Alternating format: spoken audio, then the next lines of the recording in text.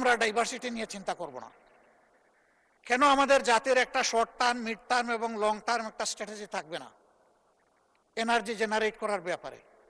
সেই বিষয়গুলো নিয়ে আমি মনে করি যে খোলামেলা আলোচনা আমাদের এখানেও হতে পারে, আবার এখান থেকে গঠিত কোনো কমিটির মাধ্যমেও হতে পারে। সেই জায়গায় আজকে সরকারি দল বিভিন্ন স্টেক হোল্ডারদের সাথে বসছেন।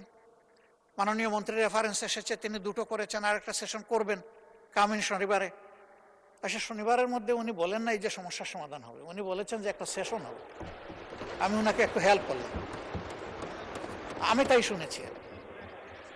তো হ্যাঁ, আমরা কেন জয়েন্টলি করতে পারি না? কেন আমরা যদি জয়েন্টলি করতে পারতাম তাহলে আমাদের ডেমোক্রেসিটা সাস্টেইনেবিলিটির দিকে যাইত, মানুষ আশান্বিত হতো যে ভঙ্গুর ডেমোক্রেসি কোনো একটা জায়গা থেকে আবার রিফর্ম হওয়ার জন্য তারা লোড নিচ্ছে, তারা রিস্ক নিচ্ছে, আমরা তাদেরকে সহযোগিতা করব।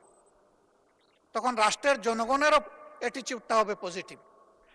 আমরা ভালো হয়ে গেলে দেশ ভালো হয়ে যাবে, এটাই স্বাভাবিক। এই জায়গাটা যতদিন পর্যন্ত ভালো হতে পারবে না ততদিন পর্যন্ত দেশও ভালো হবে না।